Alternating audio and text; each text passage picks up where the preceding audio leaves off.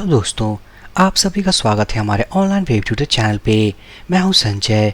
हम जो course continue कर रहे हैं वो है कोडइग्नाइटर 4 फ्रेमवर्क ट्यूटोरियल। इस कोर्स का ये पार्ट नंबर 21 वीडियो है। इस वीडियो सेशन में गाइस हम बात करेंगे अबाउट फॉर्म हेल्पर।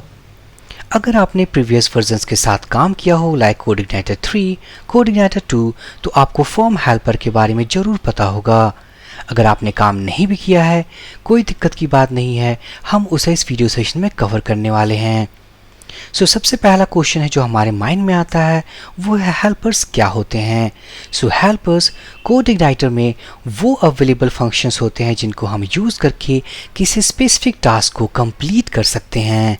साथ ही साथ अगर यूज़र डिफाइंड हेल्पर्स पे क्रिएट करना पड़े तो हम क्रिएट कर सकते हैं। तो हम इस वीडियो सेशन में गाइस फॉर्म हेल्पर्स को देखेंगे, हम कुछ फंक्शंस को यूज़ करेंगे और एक फॉर्म क्रिएट करने वाले हैं। मैं जाऊंगा एडिटर पे।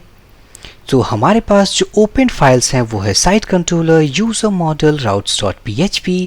अगर आपको याद हो प्रीवियस वीडियो सेशंस अगर आपने देखा हो तो हमने प्रीवियस वीडियो सेशंस के हेल्प से database connectivity as well as queries के बारे में काफ़ी कुछ डिस्कस किया हुआ है। मैं एक मेथड क्रिएट करूँगा। Public function my form. इस मेथड के अंदर हम एक व्यू फाइल को कॉल करेंगे। Return view. और ये मेथड जबकि हमने डिफाइन किया हुआ साइट कंट्रोलर के अंदर, ये रहा हमारा साइट फोल्डर और इसके अंदर मैं एक फाइल क्रिएट करूँगा कॉल my-form। मैं इस फाइल नेम को कॉपी करूँगा, कंट्रोल बी।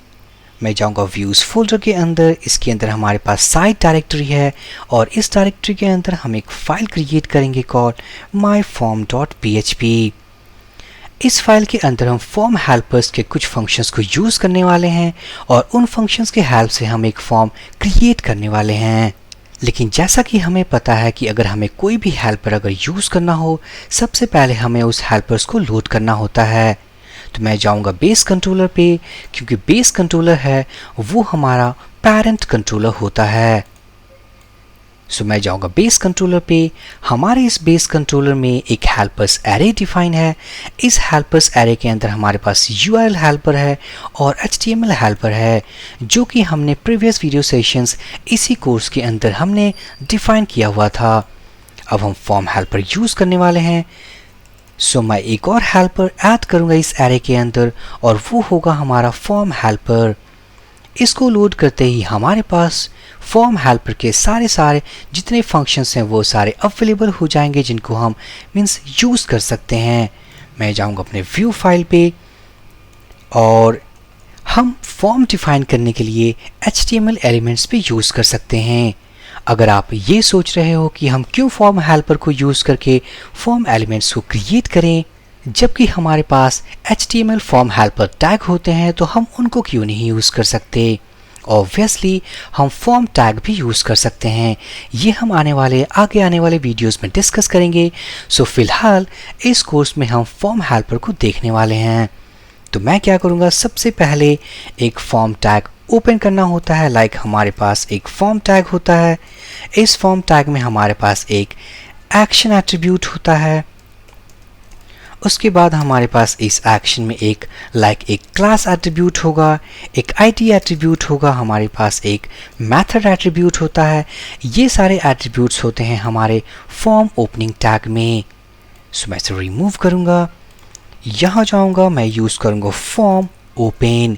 याद रहे ये फंक्शंस तभी अवेलेबल हो पाएंगे जब हमने फॉर्म हेल्पर यूज़ किया है। मैं जाऊंगा एडिटर पे माई फॉर्म पे और सबसे पहले हम एक्शन डिफाइन करने वाले हैं। अगर मैं कहूँ साइट के अंदर हम सेम फंक्शन कॉल करने वाले हैं अपने सबमिशन के लिए। ये रहा हमारा एक्शन, ये हमने डिफाइन कर दिया हुआ है। नेक्स्ट है हमारे पास क्लास आईडी और मेथड जो कि हम डिफाइन करेंगे इसके आगे आने वाले पैरामीटर्स में। मैं कॉमा दूंगा, डबल कोट्स, इसके अंदर मैं डिफाइन करूंगा अपने क्लास को। ये रहा क्लास माई फॉर्म। मैं डिफाइन करूंगा आईडी को। ये रहा माई आईडी। इसी तरीके से हम सारे पैरामीटर्स को डिफाइन कर सकते हैं। अगर आप इस सिंटैक्स को ध्यान से देखो तो फर्स्ट पैरामीटर में हमने एक्शन पास किया हुआ है और सेकंड पैरामीटर में ही हमने डबल कोट्स के अंदर उन सारे एट्रीब्यूट्स को लिस्ट आउट किया है जो कि हमें इस फॉर्म टैग में चाहिए। ये रहा हमारा फॉर्म ओपनिंग टैग। इसी तरीके से हमें फॉर्म क्लोज भी करना होगा, तो जो हम फंक्शन यूज करने वाले हैं वो है हमारा फॉर्म क्लोज। मैं सेव करूंगा, इसे भी सेव करूंगा। सेव करने के बाद अगर मैं जाऊँ routes.php पे, सबसे पहले हमें इसे ओपन करना होगा।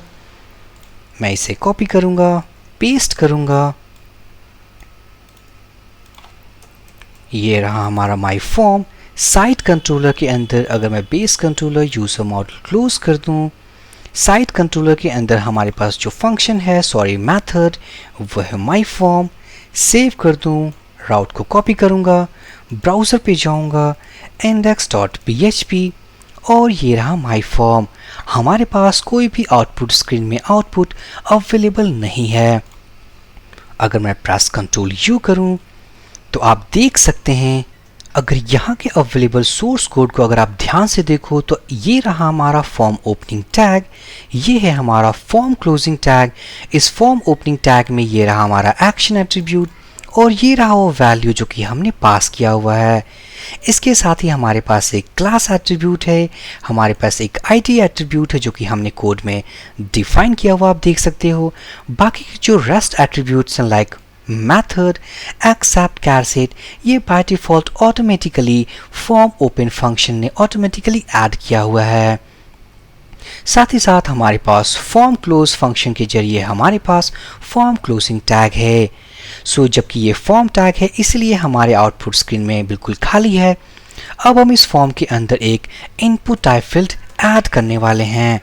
सो मैं यूज करूंगा फॉर्म अंडरस्कोर इनपुट और इसके अंदर आप देख सकते हैं जो इंटेलिजेंस है इस एडिटर का, वो कह रहा हमारे पास इस फर्स्ट पैरामीटर में एक डेटा होगा, सेकंड में हमारे पास एक वैल्यू होगी, तो हमें पास करना है।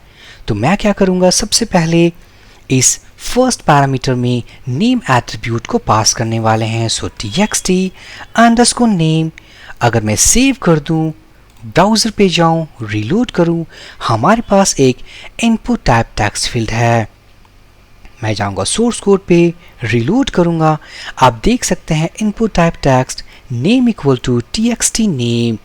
ये वही नेम एट्रीब्यूट है जो कि हमने यहाँ पर फर्स्ट पैरामीटर में पास किया हुआ है। अगर इसके सेकंड पैरामीटर में अगर मैं कोई वैल्यू पास करूं, वैल्यू, सेव करूंगा, रीलोड करूंगा, आप देख सकते हैं हमारे पास एक और एट्रीब्यूट है वैल्यू के नाम से, जिसके अंदर वो वैल्यू है जो कि हमने पास किया है।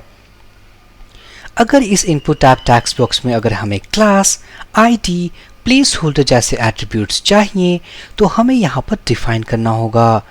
सो सबसे सिंपल तरीका मैं आपको बताऊंगा जिससे कि सारे एट्रीब्यूट्स को हम ऐड कर सकते हैं अपने किसी भी फील्ड में। अगर मैं कहूँ लाइक नेम एट्रीब्यूट्स, मैं एक एरे डिफाइन करूंगा। इस एरे के अंदर हमारा एक नेम फील्ड होगा, समथिंग txt नेम। सपोज हम एक प्लेस होल्डर चाहते हैं अपने इनपुट टाइप टेक्स्ट के लिए, समथिंग इंटर नेम के नाम से। सेकंड चाहते हैं कि हमारे पास एक क्लास हो, ये होगा माई इनपुट। हम एक आईडी भी अटैच करना चाहते हैं, सो ये रहा हमारा आईडी।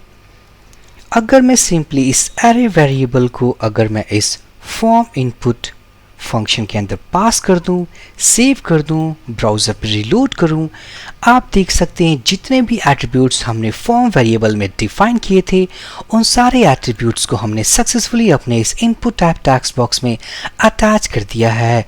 तो ये सबसे सिंपल तरीका है जहां पर हमने सारे एट्रीब्यूट्स को एक एरे वेरिएबल में स्टोर किया और अपने लाइक जो भी हमारा फंक्शन है उसके अंदर हमने उसे पास कर दिया। तो सिंपली मैं इसे कट कर दूंगा, इसे रिमूव कर दूंगा, को ये रहा हमारा फॉर्म इनपुट।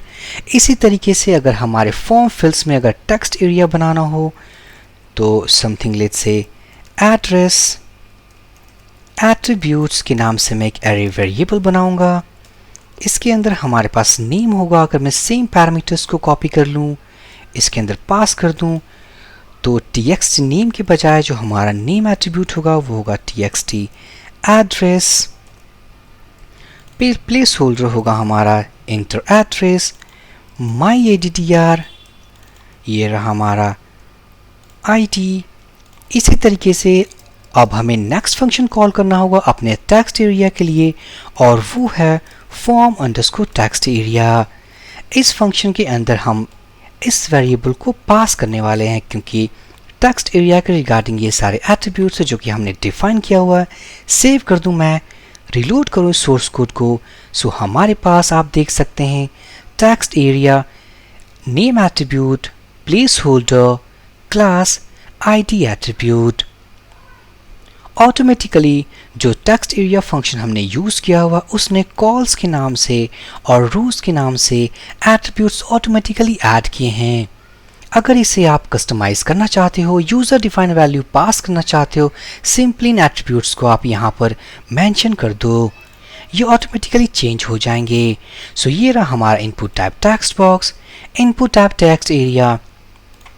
कुछ केसेस में हमें हिडन फील्ड्स चाहिए होते हैं अपने एप्लीकेशन में, ताकि हम फॉर्म हिडन एलिमेंट्स में हिडन वैल्यू पास कर सकें। सो मैं क्या करूँगा, एक और फंक्शन यूज़ करूँगा कॉल्ड फॉर्म हिडन। इस फॉर्म हिडन फंक्शन को यूज़ करते ही हम हिडन एलिमेंट मीन्स क्रिएट करने वाले हैं। सो पहला एट्रीब्यूट जैसा कि हमें पता है ये होगा हमारा नेम एट्रीब्यूट, और जो सेकंड वैल्यू हम पास करने वाले हैं ये होगा हमारा वैल्यू। सो मैं कहूँगा माई सीक्रेट वैल्यू। सेव कर दूँ, रिलोड करूँ सोर्स कोड को, हमारे पास एक इनपुट टाइप हिडन फील्ड है जहाँ पर हमारे पास एक नेम एट्रीब्यूट है जो कि हमने फर्स्ट पैरामीटर में पास किया है, और ये वैल्यू जो कि हमने यहाँ पर पास किया है। इसी तरीके से अब हमारे फॉर्म में एक इनपुट टाइप टेक्स्ट बॉक्स है, टेक्स्ट एरिया है, एक हिडन फील्ड है।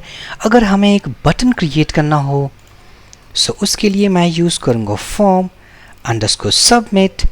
इसके अंदर हमें पास करना सबसे पहले नेम एट्रीब्यूट, ये होगा btn सबमिट, और मैं यहाँ पर बटन के लेबल मीन्स उसके वैल्यू को स्पेसिफाई करूँगा। सेव करूँगा, रिलोड करूँगा, हमारे पास एक सबमिट बटन है। अगर मैं चाहूँ सोर्स कोड पे रिलोड करूँ, ये रहा हमारा बटन। इसके साथ अगर कोई भी एट्रीब्यूट और भी हमें चाहिए, सिंपली हमें वही रूल फॉलो करने हैं। हमें एक एरे डिक्लेयर करना है, उस एरे वेरिएबल के अंदर हमें सारे एट्रीब्यूट्स को लिस्ट आउट करना है, और उसके बाद उस वेरिएबल को सिंपली हमें इसके फंक्शन में पास करना है। अगर मैं इन फंक्शंस को यूज़ करने के पहले means form open, form input, अगर मैं जाऊँ अपने पेरेंट कंट्रोलर के अंदर बेस कंट्रोलर, और अगर मैं इसे यहाँ से रिमूव कर दूँ, सेव कर दूँ, तो आप देख सकते हो हमारे पास एरर है call to undefined function form underscore open. इसका मतलब कि फॉर्म हेल्पर के किसी भी फंक्शन को यूज़ करने के पहले आपको फॉर्म हेल्पर को सक्सेसफुली लोड करना होगा, अदरवाइज इस तरीके की एरर्स को आप फेस कर सकते हैं। तो ये था गाइस कि हम फॉर्म हेल्पर कैसे यूज़ करें और फॉर्म हेल्पर की मदद से हम कैसे अपने फॉर्म को डिक्लेयर करें। इसके आने वाले वीडियोस में इस कोर्स में हम काफ़ी हेल्पर्स के बारे में देखेंगे, साथ ही साथ अपने यूज़र डिफाइंड हेल्पर्स को भी क्रिएट करेंगे। इस वीडियो में गाइस अगर आपको कहीं भी डाउट हो आप कमेंट ड्रॉप कर सकते हैं, मैं उसका रिप्लाई ज़रूर दूंगा। So for this video session guys, thank you for watching and have a great day.